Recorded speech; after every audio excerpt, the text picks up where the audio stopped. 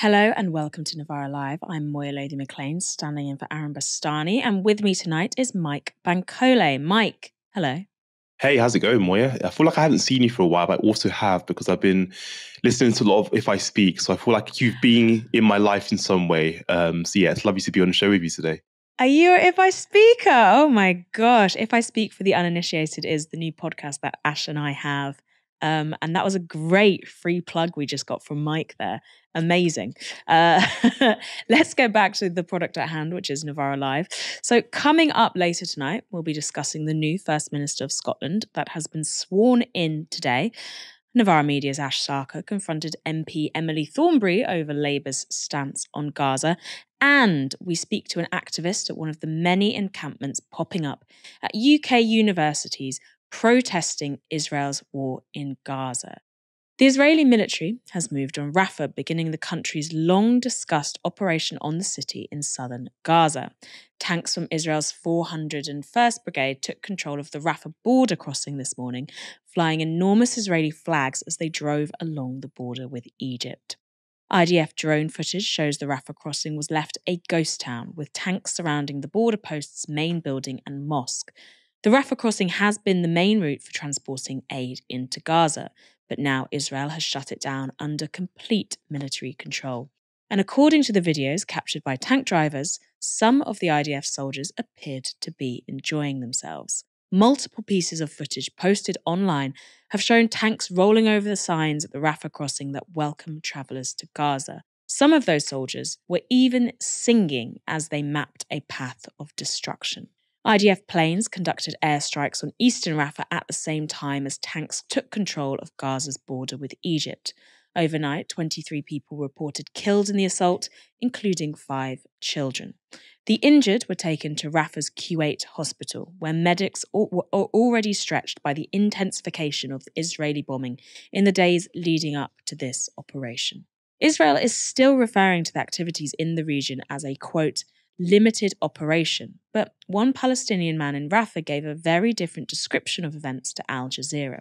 He said this: intense bombardment, very, very intense bombardment. Airstrikes, rockets, artillery shelling, tank shelling, drones, all firing at us. Never in my life, I am 69 years old, have I ever seen bombardment like this, and I have witnessed several wars. I have never seen a war like this one. And I really wanted to leave to evacuate, but I couldn't.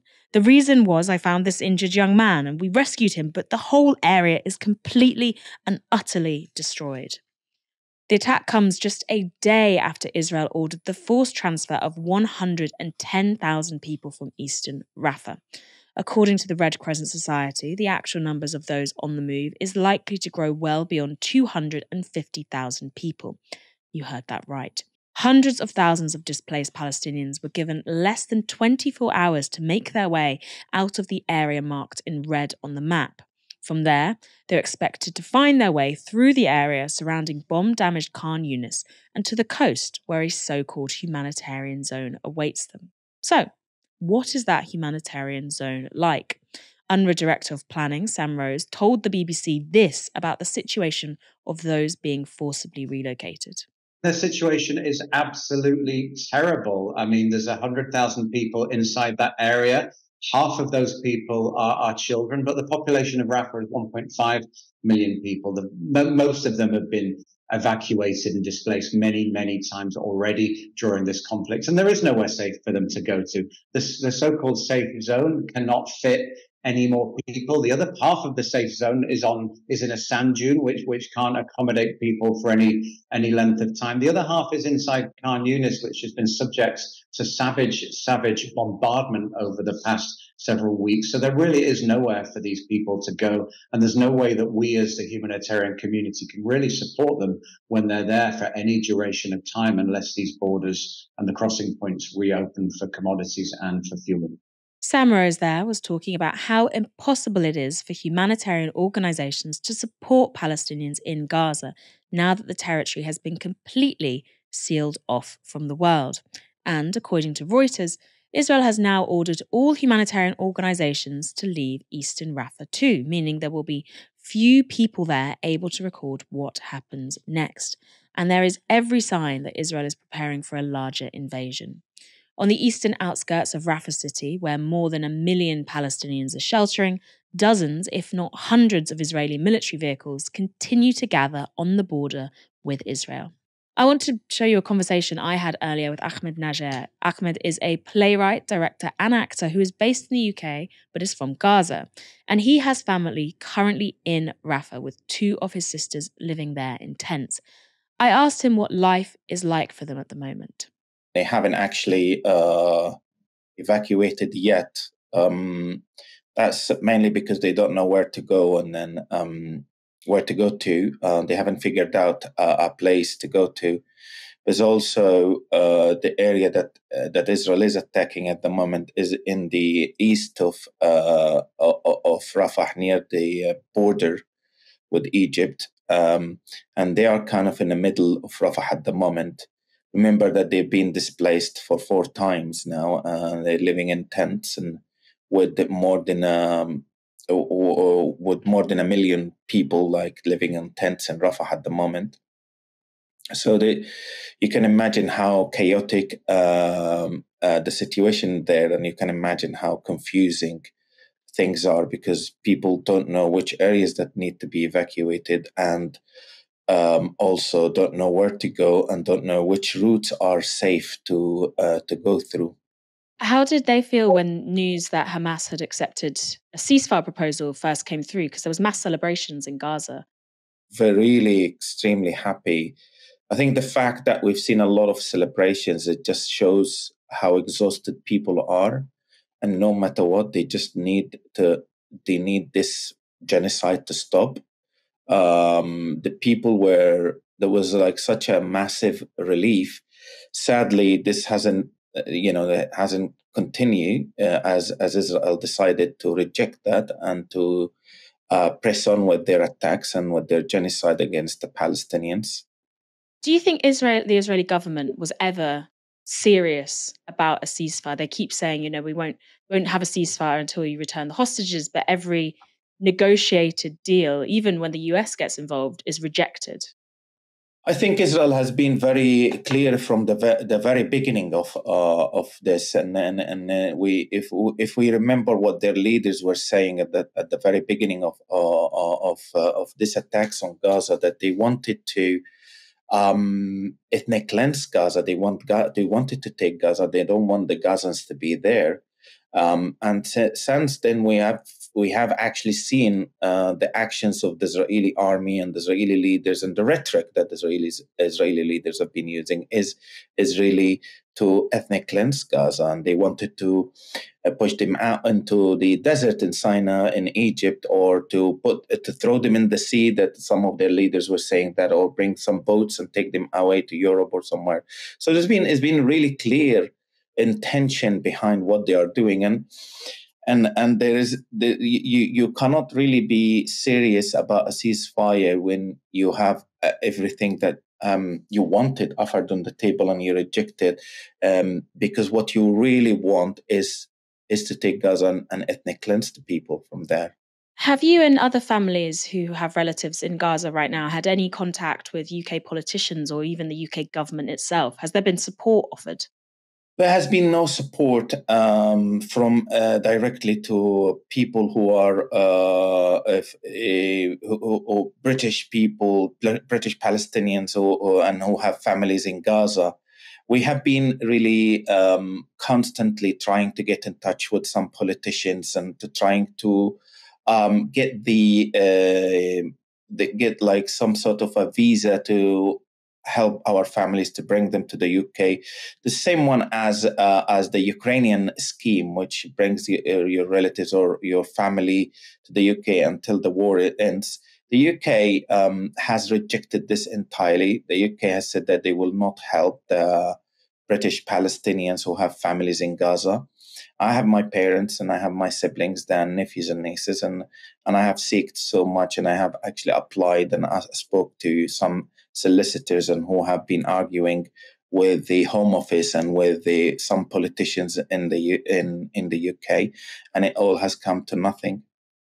Are there any politicians in particular that have been approached that you've had a stonewalled response from?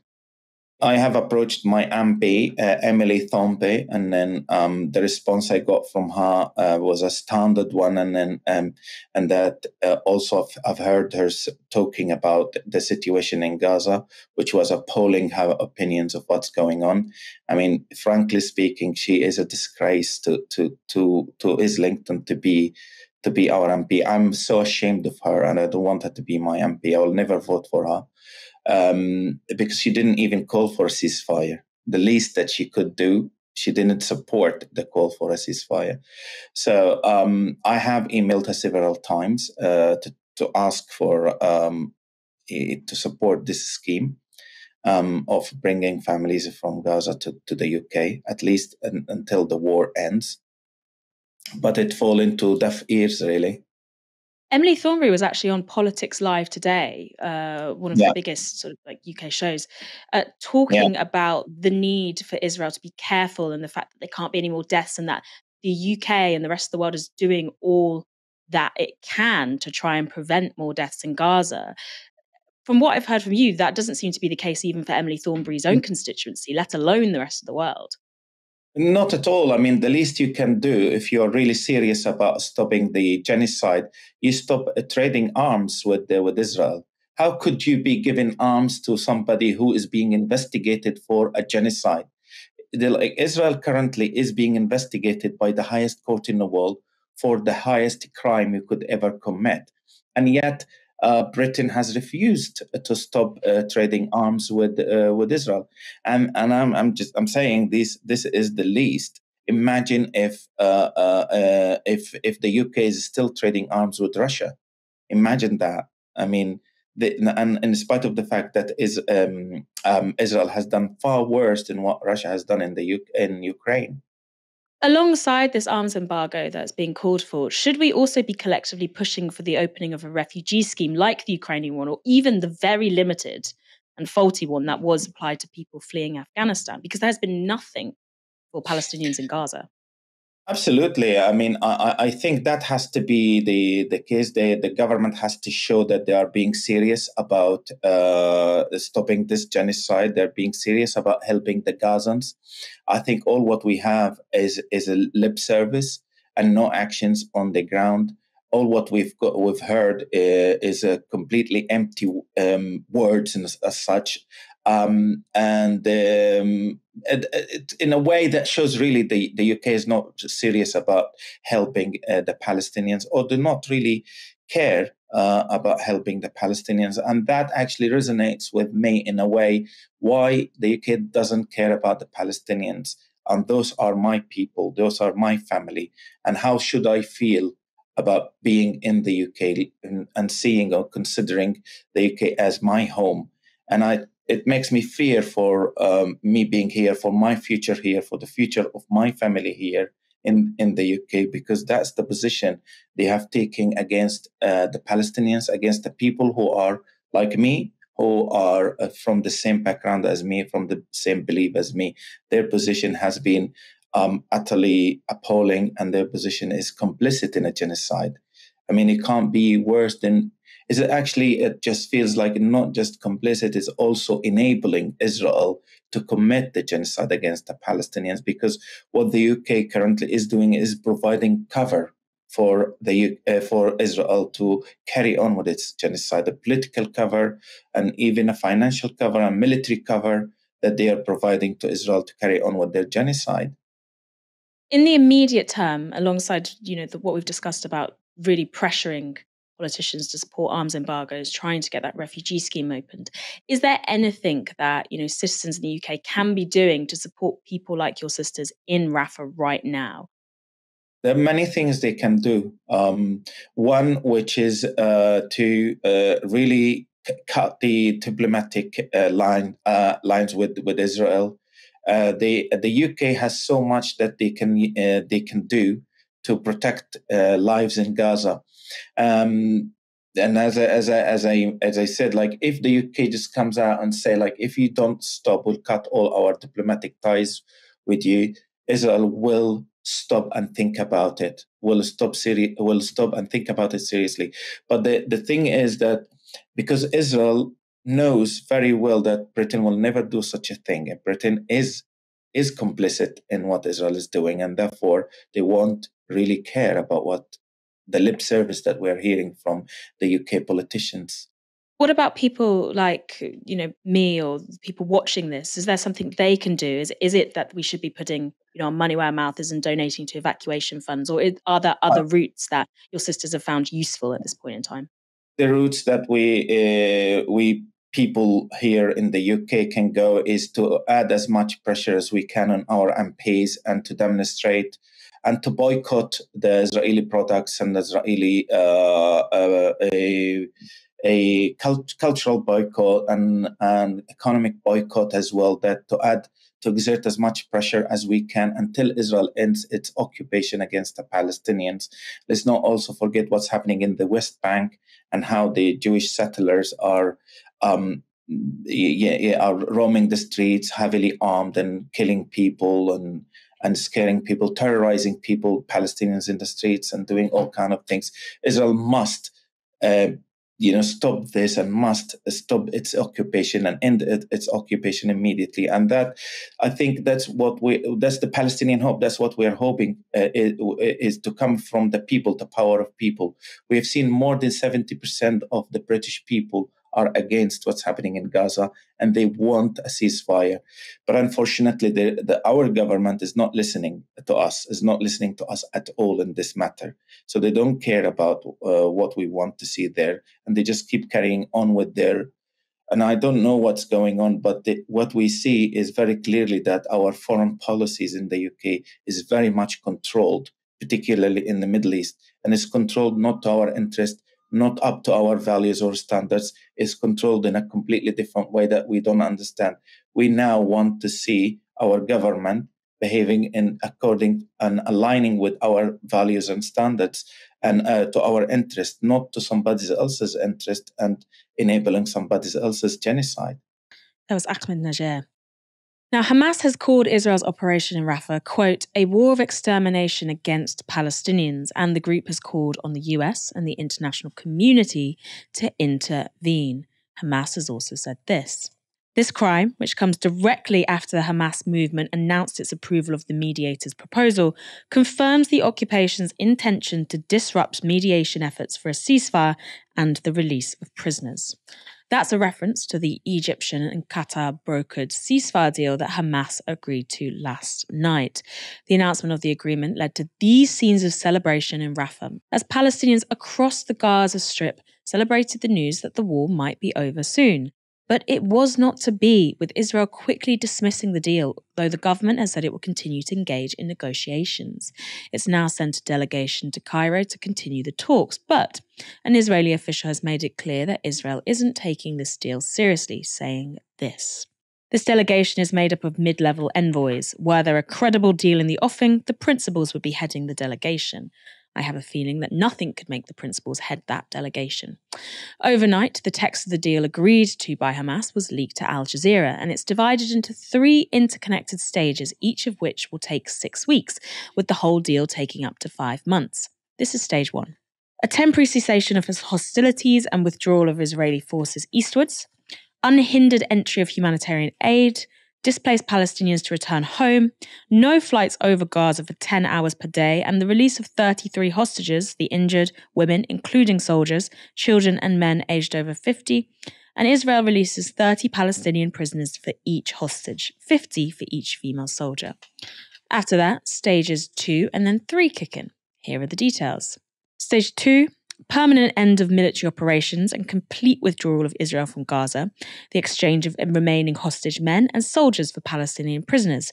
Then stage 3, exchange of the remains of dead captives and prisoners by both sides. A 3 to 5 year Gaza reconstruction plan begins. The siege of the Gaza Strip ends completely. It's worth noting that people have said it will take a century to rebuild Gaza. But what is the sticking point in that deal for Israel? Well, they've repeatedly insisted that the aim of the war is the complete destruction of Hamas. That's a ludicrous idea, even if it was sincere, because Hamas is, as they said themselves, is not so much a body of individuals as a movement. It's an ideology and an idea. And hard as you might try, you cannot bomb ideas. In fact, the bombing is only more likely to fuel them. But in Israel, the families of the remaining hostages are desperate for the war to end as they increasingly lose trust in Netanyahu's interest in bringing those hostages back.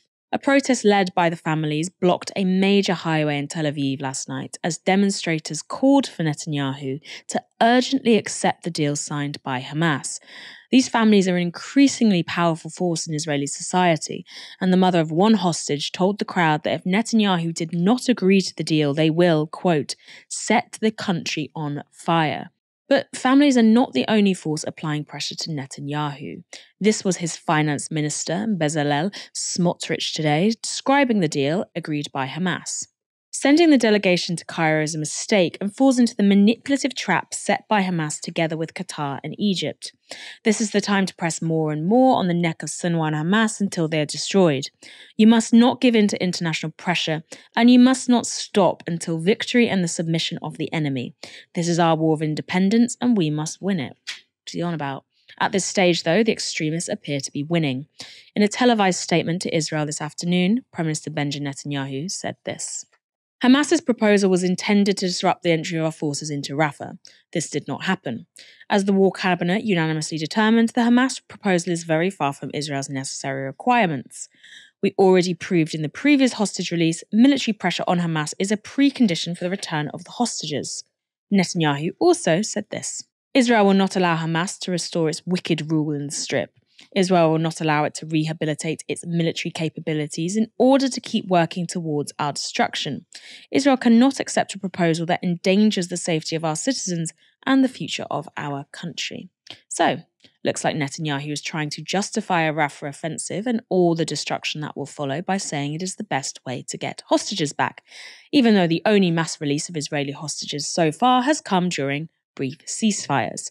But as always, the fate of the deal will really lie with the USA, and they have repeatedly and loudly claimed that they will not accept a ground operation in Rafah without serious commitments to the safety of the civilian population.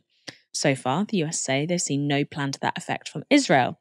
But we also haven't seen the US actually withdraw its financial and military support from Israel, which is the one thing they could do that could end all of this immediately.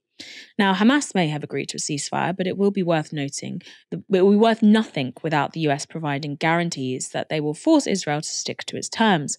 This is how State Department spokesperson Matthew Miller responded to that proposed deal last night. As we have said for some time, there has been a significant offer on the table. The ball has been in Hamas's court. We have made clear that they should accept that offer, that Israel made significant compromises, showed that they wanted to reach an agreement that would lead to the release of hostages, that would bring an immediate ceasefire, and we have hoped that Hamas would take the deal that was on the table. Now, as to what's in their response, what it looks like, we're going to review that and withhold judgment until we've had a chance to conduct a full review. A ceasefire is absolutely achievable. There has been a deal on the table, a proposal on the table that would achieve an immediate ceasefire and the release of hostages. Now, as for Hamas's response, which I think gets to your question, again, I don't want to characterize it in any sort of detail until we've had a chance to review it in depth and talk with our partners in the region about it. In other words, more time to think through the deal's details, more time to gently negotiate with the rogue government of Israel, and more time for the IDF to kill, forcibly relocate, and destroy the lives of Palestinian civilians. In the last hour, the White House has said that Israel told the US its operation in Rafah was limited and designed to prevent weapons and funds from being smuggled into Gaza. In other words, nothing like the military operation that we're witnessing at all. University students in Britain are coming out in growing numbers for Gaza. Since we first reported on new encampments at British universities last week, 6 more have bloomed across the country. There are now 14 across England, Wales and Scotland, stretching from Swansea to Cambridge and London to Aberdeen. That's according to London Student Action for Palestine. So, where are the new encampments? Well, one appeared at Oxford on Monday, where students set up tents outside the Pitt Rivers Museum. In case you don't know what that is a museum full of artefacts collected and donated to Oxford by a 19th century archaeologist and anthropologist. But we've got another description of the Pitt Rivers Museum, which comes from Stephen, a former Oxford insider and now Novara Live writer and researcher, it is the university's temple to colonialism. So it's a pretty significant site to choose for a pro-Palestine encampment. And over 50 academics and staff at Oxford have signed a letter in support of the students' action. One student explained their demands to Al Jazeera. Demands broadly start with disclosure and divestment. As of right now, students do not have access to where their money is going when they pay tuition fees to this university. So crucially, our first demand is full disclosure of financial investments. Crucially about Israel, right? Well, we want to know where all of the money is going. We think that that's key for students to know where their money is going, whether it's about Israel or not. But then, with this knowledge, we would like to pursue full divestment from two things. First, from all arms manufacturing companies. Whether it's the current genocide in Gaza or other armed conflict around the world, our university should not be investing in that. This is a situation where we should be learning and contributing to education in a safe community, not to international conflict. And secondly, we request and demand that the university divest from all holdings in any entities that sponsor or are complicit in Israeli occupation, apartheid, and the current genocide in Gaza. Cambridge also began an encampment on Monday too. They're calling for the university and colleges to divest their total endowments of £12 billion from investments connected to Israel and the arms trade. There is now an encampment at the University of Edinburgh as well, and students there have also begun a hunger strike protesting Edinburgh University's financial support for Israel's genocide in Gaza. Encampments have also been organised at the University of Aberdeen, UCL and SOAS, and one group of student protesters have already gained great results. After 6 weeks of action at Goldsmiths University in London, including 5 weeks of occupation and an encampment, the university administration has agreed to the students' demands. They include a new ethical investment policy, scholarships for Palestinians, and to demand that the UK government call for a ceasefire. And another university is seeking to emulate that success. That university is Newcastle. Students at the university began the encampment on the 1st of May. They've been holding rallies and teach-ins there in support of Gaza. Earlier today, I spoke to James, not his real name, who is a student at Newcastle and a spokesperson for the encampment there. I began by asking him what demands the Newcastle encampment is making. We've got 7 main demands. 3 top priority demands we have is that the university discloses any relationships they have with Israeli companies, whether there's armed companies to implicit and third-party companies such as Booking.com. The second demand is that the university divest from these companies. And the third demand is that the university abolishes the IHRA anti-Semitism definition. With the third demand, it's really important that it's noted that this is spearheaded by Jewish and Israeli members of our movement, as non-Jewish people of the movement felt as though it's not our place to, even though we are being negatively impacted by this definition. That's really interesting. I was going to ask, have you received any backlash internally, externally for what the encampment is doing? We know that last week, the Union of Jewish Students said that the protests on campus were creating a hostile and toxic atmosphere for Jewish students. Yeah, I think that's quite interesting because, only last Friday did we hold an interfaith prayer, which included obviously Shabbos for our Jewish members and Jama'ah for the Islamic members and also a Christian prayer. We're also seeking to do a Hindu prayer. But going back to your point, I think we're very peaceful. We're often seen rallying together, doing vigils together, all eating together. We have open community dinners. 6:30 every day. We've invited local members of our Jewish communities, Muslim communities, and other religious and faith groups in the area. And after seeing the upheaval of the UJS, at the NUS conference, and not being on board with the BDS targets being pushed around for student unions, we're really intrigued as to how we can kind of mitigate that because, we're here in solidarity with the people in Gaza and to get our university to divest from Israel. It really saddens us as a group if we are feeling or being told that we are intimidating and things because we put so many mitigating measures into preventing that. Has there been any pushback from other quarters as well, and how have you been dealing with it, if so? No, we've had no pushback. Like I said, one of our biggest goals is that we are essentially a peace camp. And, whether that's from the signs we make to the kind of sound we're making and the chants we're doing, fundamentally, we are here for peace and we are here to bring different communities together. And actually what we have seen is that whether it's within wider Palestinian activism in the Northeast, to general just students and staff and local community members, we are seeing that our encampment is actually bringing multiple communities together. And, that's been really lovely for us to witness and to feel the solidarity.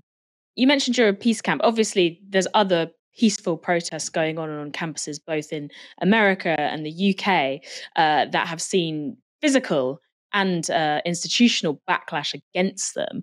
What has been the dealings with management like so far? How have they responded to the demands that you're making?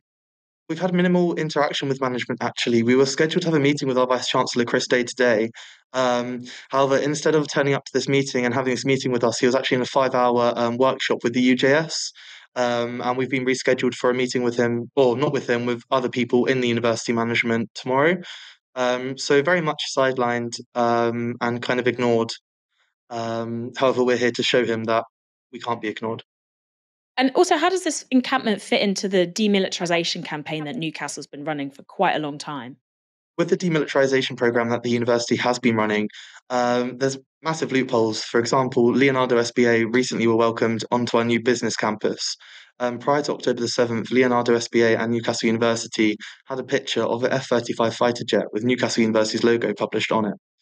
There's many loopholes, and consistently we're told there's no direct links between the university and Leonardo SBA. However, not only why were they welcomed onto our campus, but also why are we being told that there's no pending research projects? Thirdly, it's really important to note that we've actually got access to a recording of our Vice-Chancellor admitting to having connections to Leonardo SBA. The recording came out earlier this month, and it was with a meeting about Islamophobia that originally takes place for that. However, within this meeting, things such as Palestinian students being targeted on campus and threatened, and general anti-Palestinian and anti-Islam kind of rhetoric going around on campus. Within this, the representatives there mentioned how there's a lot of student discourse on the partnership with Leonardo SBA. The Vice-Chancellor maintains that Leonardo SBA has no active research projects with the university, despite them being welcomed onto our campus into the newest aspect of our campus, the Helix Centre. The voice recording essentially details the Vice-Chancellor saying that there is connections with the Leonardo SBA after publicly coming out and saying there's none. With this recording, we essentially have access and have proof that there is connections with Leonardo SBA. It's really important to note that Leonardo SBA not only supply and research fighter jets for Israel, but they've also violated UK sanctions by the means of supplying fighter jets to Russia. Last week when we spoke to student activists, they said that as of yet, the encampments weren't in dialogue with each other that much because they just started up. Has that changed now? Is Newcastle working with other encampments? Are you working with other causes, like climate campaigns, for example? It's really important to notice that these efforts were loosely coordinated. They're not stringent in the sense that, we're massively in contact with each other. However, it's really important to notice that the student movement from the US spread to the UK, and within that, there was a feeling that other universities may be taking their own individual actions. So whilst it's very loosely coordinated, there's no kind of collective actions as a whole, I guess. It was given that UK universities and UK student movement would kind of rise up soon. Are you working with other campaigns, such as climate campaigns or for other causes? Has there been coalitions starting to form in the encampment? Newcastle University has consistently tried to be in the top ranks for being sustainable. So naturally, this university attracts like-minded students who are very concerned about the climate. So obviously, the university's complicity in an active genocide, which has a massive carbon footprint, has attracted people that are involved in the climate movement to our cause. So there has been a lot of liaising between different sectors of activism within the Northeast, to which has been invaluable to the movement and hopefully getting the university to divest from Israeli arms companies. That was a student from Newcastle's Palestine Solidarity Encampment speaking to me earlier today. Mike, you're an academic. What discussions are currently happening among the university staffers about these encampments that are popping up at the moment? So far, not many. So I'm having a few conversations with friends, and generally speaking, a lot of us are obviously quite supportive of these encampments. I think a lot of us realise that students have a right to question where their fees are being used, especially given what's going on in Gaza and the brutal scenes we've seen. And I think this is part of a wider trend where people are very conscious consumers, right? We think about people who want to go green and want to use their money in companies that might be supporting environmental causes. And I think students have a right to paying, exorbitant fees in some cases, and international students especially paying these ludicrously high fees. They have a right to be like, well, actually, are my fees being used as part of university's partnership with an arms manufacturing company that has connections with Israel? That's a really reasonable response and reasonable request for students to make. And I think in the aftermath of George Floyd's murder, in 2020, we saw quite a few universities pledge to decolonization, right? Well, guess what? Decolonization is at the heart of a lot of the Palestinian liberation campaigns. I think this is what decolonization looks like, guys. So I think if universities are going to pay lip service to that, I think what's happening with student encampments is universities being held to account on that claim of decolonization, right? It isn't just about diversity and representation. It goes beyond that. So yeah, I think the students are doing some excellent work. And I think, as you kind of hinted at in the interview, I guess maybe the next step for students might be building those coalitions between the encampments and other kind of liberation movements, and also maybe collaborations between the different encampments. I don't think those things are happening at the moment, but hopefully those things do begin to happen. And what I would say with the kind of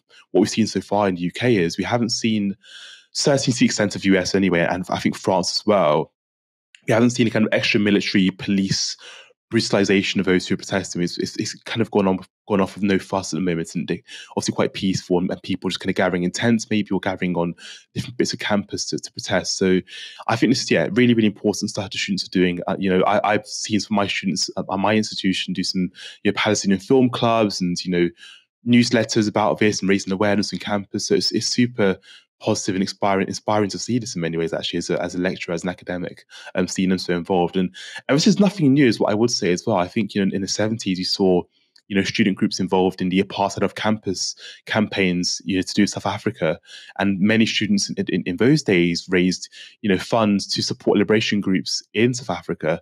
So this is nothing new. I think it's something that has happened in the past, and I think the Palestinian Solidarity Campaign, they mentioned that around 100 universities contribute well over £400 million in companies that manufacture arms for Israel and are linked to Israel and Israel's occupation of Palestine. So I think that's something the students are campaigning about, and I think it's worth students campaigning and raising their voices about this, because our universities, our higher education institutions have connections, unfortunately, with the war crimes being committed by Israel.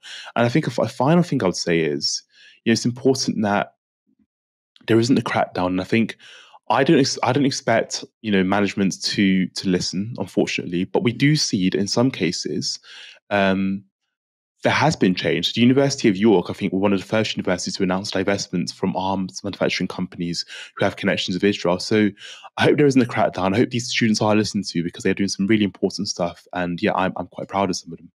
Yeah, I think there's a really interesting point. So it will be interesting as well to see if the unions get involved. For example, today, I'll just read this. The NUS was settled with a former president who was accused of anti-Semitism because of her pro-Palestinian activism. In some cases, the allegations against her dated back to 2012 in the forms of tweets, which she apologized for. But the settlement that's happened and the tribunal that's happened has ruled that pro-Palestinian anti-Zionist beliefs will probably fall under the category of protected beliefs. And there was a ruling earlier this year as well that a former university professor at Bristol had been unfairly dismissed over his anti-Zionist views, which also qualify as beliefs protected under the Equality Act, which is, so far we've seen wranglings about more right-wing beliefs protected under the Equality Act. But it's really interesting to see if that, as these cases come forward, that we might see pro-Palestinian beliefs and anti-Zionist beliefs be protected in the same way that we see defenses of Zionist beliefs actually protected by university institutions themselves. So that's just a bit of interesting and maybe progressive news that's coming out of universities as well, that's adjacent to this story about encampments. And we will be keeping updated as the encampment story rolls on, because they're going nowhere yet. Those tents are up. They've got the vats of food. They're locked in. Scotland elected a new First Minister today after Humza Yousaf shot himself in the foot and formally stepped down from the role last week. Newly minted SNP leader John Swinney won the contest after the 7 Scottish Green MSPs said they would abstain, leaving the SNP with the majority and deciding vote. Swinney will be the 7th First Minister to lead Scotland, and he is old school SNP. He led the party for 4 years in the early noughties, and he's been a member since his teen years. Laying out his pitch before the leadership vote, Swinney set out his vision for Scotland's future. I look at those independent countries that are comparable to Scotland, that are wealthier and more equal than the UK, and it reinforces my core belief that Scottish self-government is the right way forward for Scotland. Those of us who believe in independence do so because we believe it will equip this Parliament with the powers it needs to match the success of those comparable independent states. That, in turn, will mean more resources for our National Health Service and our public services, the opportunity to grow our economy free from a broken Westminster economic model, and the prospect of rejoining the European Union and escaping the damage of Brexit. I recognise that in all of this, it is essential for a First Minister to listen to other people's perspectives. That will be, of course, what I do. That includes listening to the people who voted for a pro-independence Parliament in 2021, listening also to those who take a different view, and then engaging in the lifeblood of our democracy, persuasion based on evidence whilst respecting honest and honourable differences. In that spirit, Presiding Officer, building on the achievements in government, a focus on the economy, our National Health Service and the public services, a drive to lift children out of poverty, and through patient dialogue that I ask for the support of Parliament in becoming Scotland's next First Minister. That was about all Swinney had to say about independence in that speech, though, with his main focus being on the economy and jobs. And to get a better grip on what Swinney's leadership round 2 might mean for the SNP, I spoke to political commentator Jonathan Shafi. I started by asking whether Swinney stands a good chance of restoring unity to the SNP. It's worth looking at the background of John Swinney a little bit, because he joins the SNP at the age of 15. He's now 60, so he spent his entire life in the party. And for that reason, he's widely trusted, he's very experienced. And I think for those reasons, given the SNP's gone through, and in many ways is still going through, a period of turmoil, that to have that level of experience leading the party has been welcomed with some relief. Though, as we'll get into, I think there are some deeper problems which the party faces, and which John Swinney himself will face as well. He has obviously led the SNP before, although he hasn't been First Minister. What was his first tenure as the SNP leader like?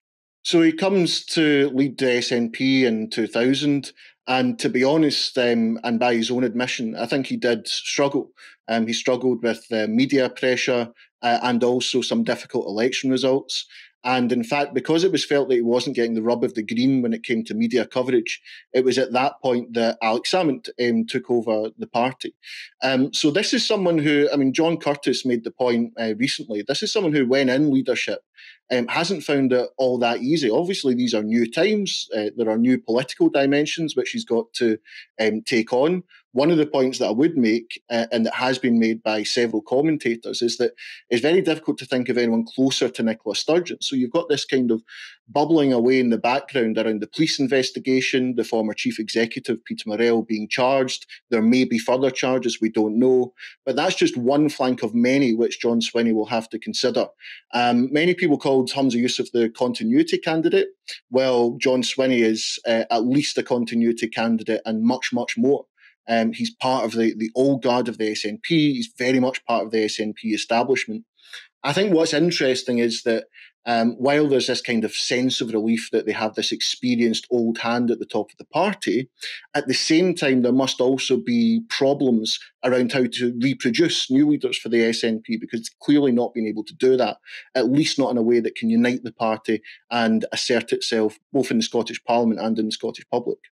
Does Swinney have much of a mandate being elected in such shaky circumstances? The only reason he was able to get over the line to be First Minister was because the Greens abstained, saying that the SNP didn't have an automatic right to their votes. It's an interesting one because, they use the word elected. I think the word installed is probably more accurate. And they're on shaky ground because Nicola Sturgeon, of course, said that after the debacle of Liz Truss that there needed to be an election. So this is a question which is coming in. I don't think there's a feeling in the Parliament that there should be an election anytime soon. There has been some analysis which suggests that maybe opposition parties would have been better off with a wounded Humza Yousaf limping on after the Butte House agreement, rather than this sense of there being a new chapter, as some have called it, under John Swinney. But that is tested, isn't it? That is contradicted by this idea that really is it a new chapter? Because this is someone, as I say, who is very much part of the SNP establishment, and he's got lots of issues in his track record, not least around, for example, how the exam results were handled during the pandemic, which penalised working class students in particular. So there are lots of issues coming up. And also, it's worth saying, what are John Swinney's politics? He's very fiscally conservative. He joined in the kind of move around Alex Salmond in the early 90s, which was an attempt to move the SNP into kind of social democratic territory in order to compete with Labour in the Labour heartlands. But his definition of social democracy was very, very narrow back then. And if you look at his time as Finance Secretary in around 2015, 2016, he was very much passing on the cuts and austerity that was coming from Westminster. And he was looking to see, for example, deep reform within the public sector, which we can read as cuts and various forms of privatisation. Yes, when he describes himself as centre-left, what does that actually mean in a Scottish policy context? Will he be, for example, looking to maybe change or even repeal the new Hate Crime Act that's caused such a political schism within the establishment? I don't think he'll revisit things like the Hate Crime Act. I think what they want to do is to move on to what they regard as core issues. So it looks like child poverty is going to be central to that, questions around jobs, wealth creation, that type of thing. One dynamic which is, I think, going to come into view over the next couple of weeks is around Kate Forbes. Kate Forbes is someone who John Swinney reached out to, is someone who he wants to bring in to the highest levels of the government. It remains to be seen what that will entail in terms of her exact position. But what unites Kate Forbes and John Swinney, if there are divisions around issues related to social conservatism and that sort of thing, is that they are bound together by an agreement about fiscal conservatism. And that's, I think, what's going to drive the SNP to the centre. It's interesting when you say, what does centre-left mean in the Scottish context? The way I would put it is kind of neoliberalism with a heart.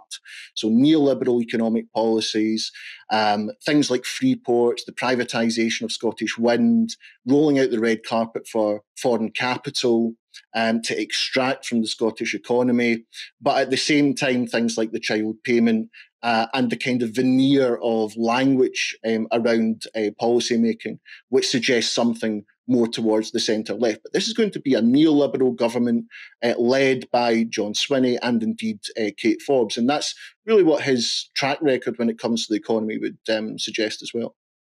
And finally, where does independence figure in all this? He barely mentioned it in his speech ascending to SNP leader yesterday.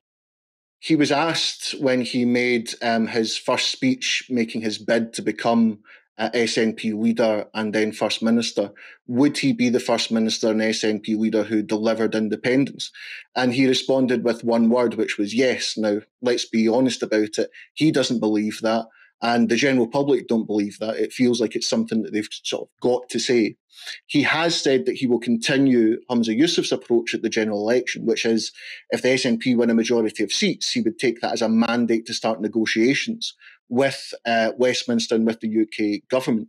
But there are structural problems here that would have to be addressed around the prospectus, the contradictions which exist in the prospectus, around things like sterlingisation of currency, which would inhibit membership of the EU, which is, of course, a key plank of the SNP's platform. And at the same time, while you've got steadfast support for independence in the polls, 45 to 50%, I wouldn't say that the issue of independence is the most salient in voters' minds. They're looking at other issues, and there's a sense in which independence doesn't feel like it's a practical reality. So it'll be interesting to see how the SNP negotiate that. I think that the problems that the SNP have are rooted, actually, and the inability to deliver a strategy that could possibly move independence forward, especially after what I would regard as the misadventure in the Supreme Court, which meant that having a referendum has been made all the more difficult. It remains to be seen, I say, how John Swinney deals with that. But I wouldn't expect anything approaching a radical change of strategy around it whatsoever. I think they'll just move on to what, as I say, they regard as core issues. All eyes are on Rafah. The media's included. It was a topic on today's instalment of the BBC's Politics Live, and one of the panellists was Shadow Attorney General Emily Thornberry. She and Conservative MP Paul Scully were both asked what could be done to prevent the Israelis going ahead with an offensive in Rafah. They said this. There's more than 1 million people and more than half of them are children. Anything that the Israelis are doing around Rafah is going to result, unless they're really careful, in the deaths of innocent people. And what is the reason for this? If there's a potential peace process happening, then our concern is, not only have we been saying for I don't know how long that they must not go into Rafah, but to go in now, when potentially there might be a peace process, Hamas has agreed to, some pretty major concessions, and they need to sit down and they need to talk. And the rest of the world is putting every effort they can into diplomacy, into putting pressure on Israel. Israel really needs to listen. I think what we've got to do is to make sure that we are continuing to talk to Israel, to make sure that they are continuing to talk in these the peace talks, and that's my understanding is that is what they are doing, to make sure that they are there at the table. We don't want to see any more bloodshed. We don't want to see any more bombing from our pictures that we're seeing from here. But we've also got to remind Israel of their responsibilities. That yes, Rafah is the last Hamas stronghold.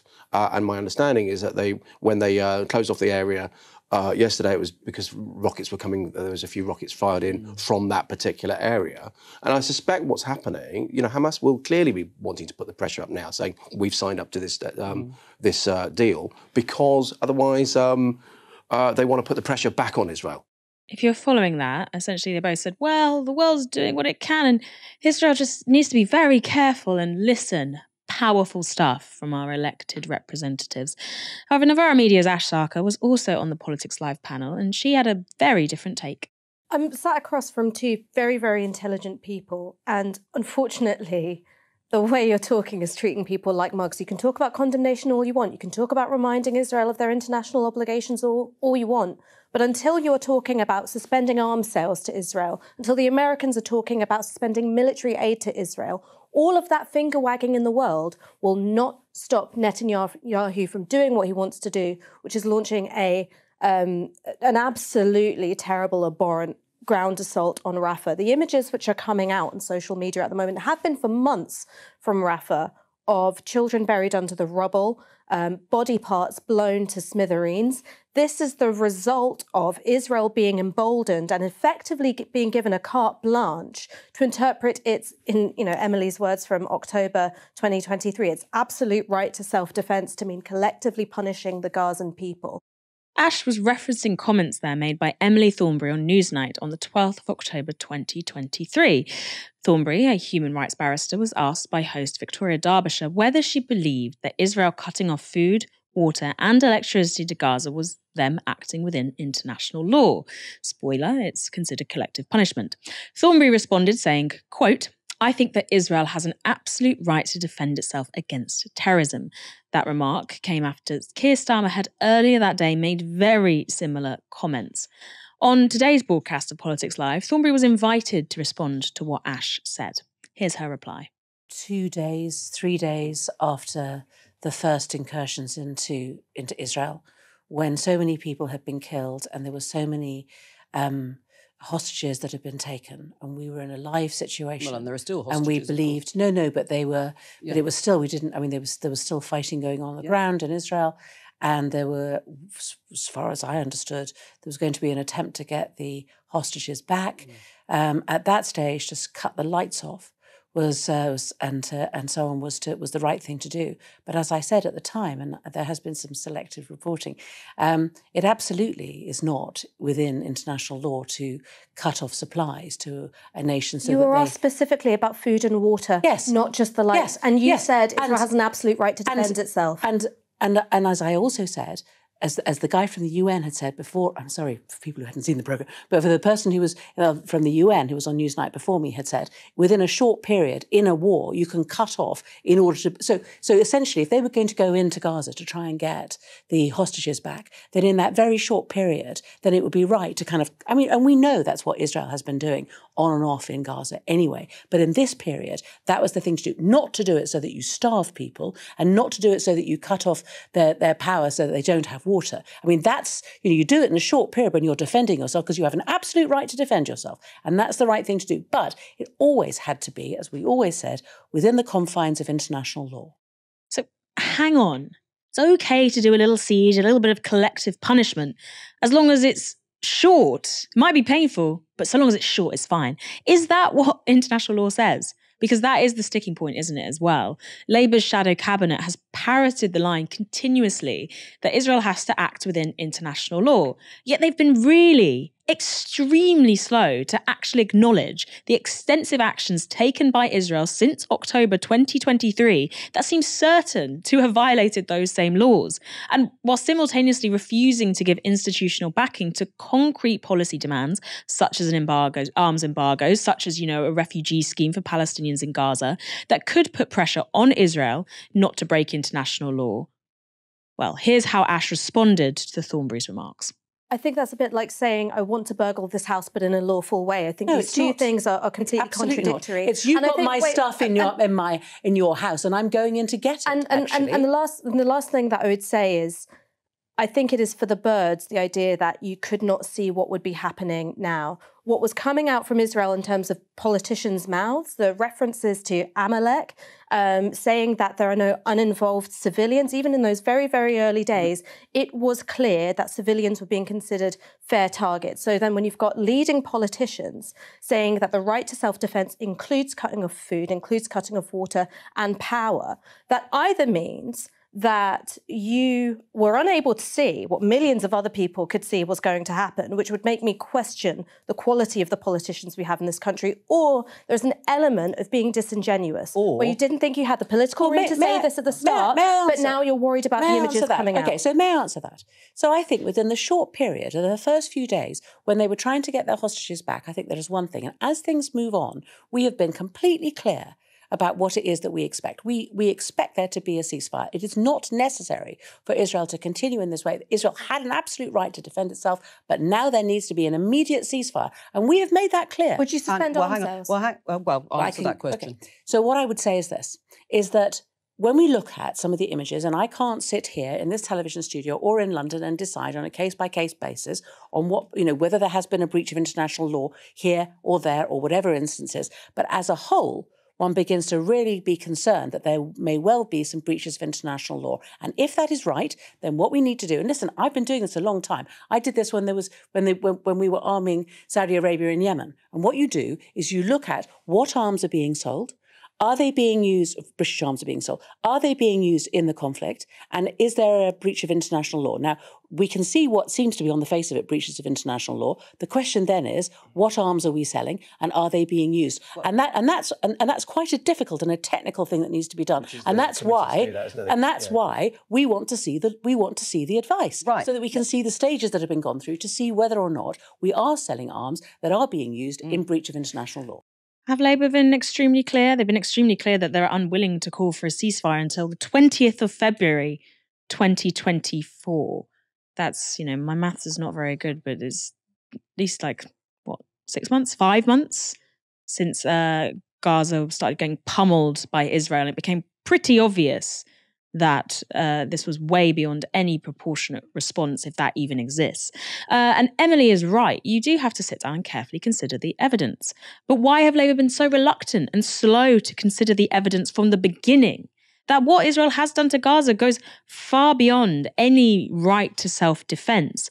Although Israel may not even have had that mandate in the first place because Gaza is an occupied territory.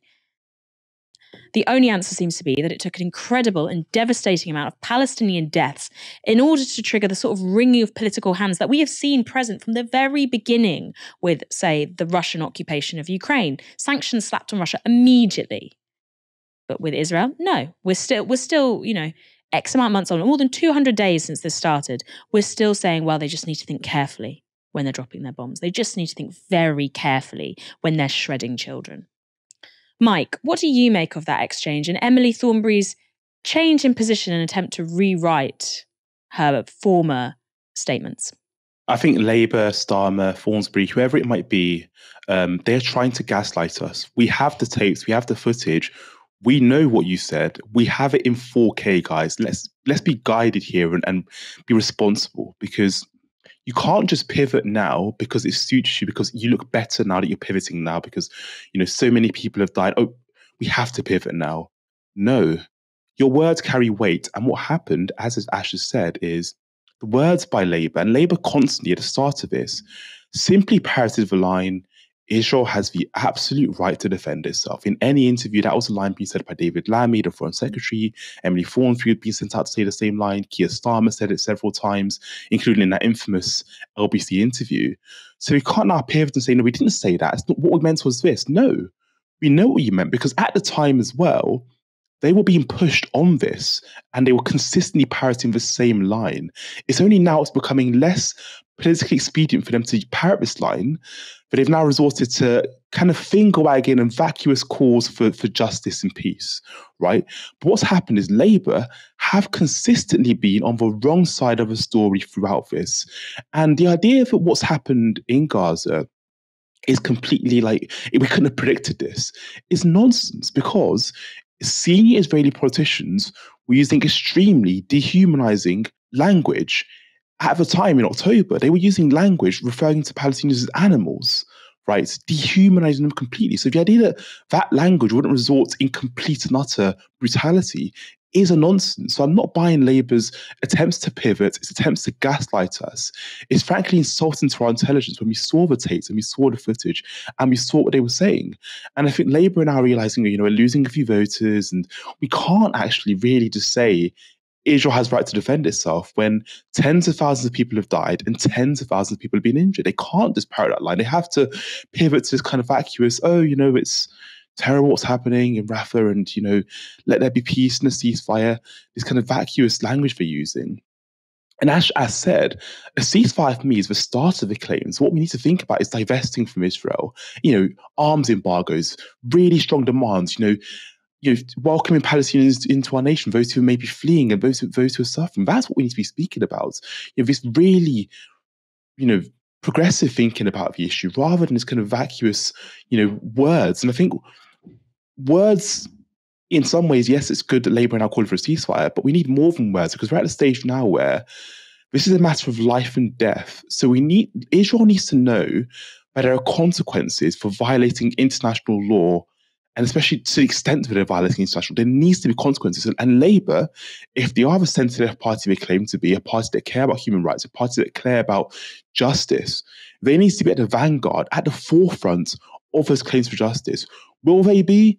Probably not, unless the US pivot from their position. Then I imagine if Biden does so, then Starmer will do so too, right? That's kind of how it works, isn't it? So I'm not convinced by this kind of gaslighting by Labour. It's not going to convince voters either, I don't think. It's a load of nonsense. We saw the tapes, we saw the footage. You can't fool us. I think that's an extremely incisive analysis of the situation. And I want to pick on that comment that you made about, they said we wouldn't know what happened. They were pretending like they couldn't foresee what would happen. Well, I remember very clearly the days after the 7th of October, and I'm terrible at making predictions. I am bad at foreseeing political futures. It is not my forte.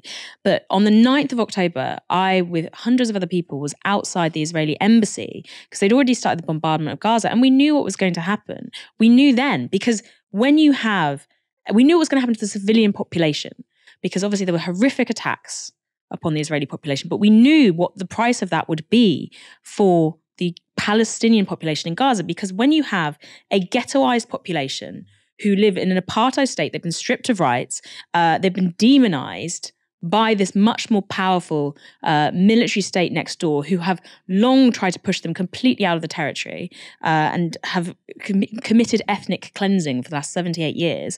And then you have an extreme right-wing government, the furthest right-wing government possible. It was obvious from the very get-go what on earth was going to happen to those people. And it is devastating that me, who can't see the future at all, with all these others, had gathered there outside the Israeli embassy to call for what we knew then was going to happen, which was going to be the needless slaughter of hundreds of thousands. Well, we've got tens of thousands now, but I think the death toll is massive, and the famine that's set in is going to kill hundreds of thousands more.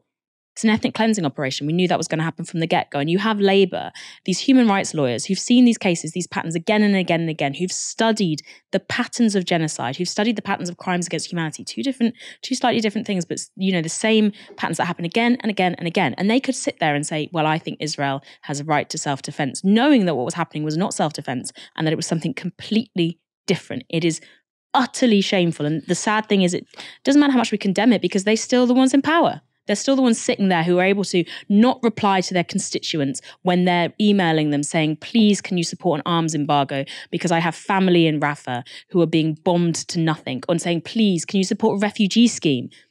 Just getting a standard response back. I think Emily Thornberry, I hope that she is racked at night by the decision she has made, but I hope that for every Labour MP who has chosen to parrot the party line over standing up at this point in history. Anyway, Mike, thank you so much for joining me tonight. It's been a pretty heavy show, but as always, you've handled it with aplomb. Thank you very much. Always a pleasure joining you on the show, Moya.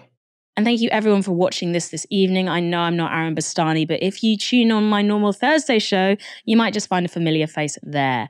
Come back tomorrow as well for another stream. But for now, you have been watching Novara Media. Good night.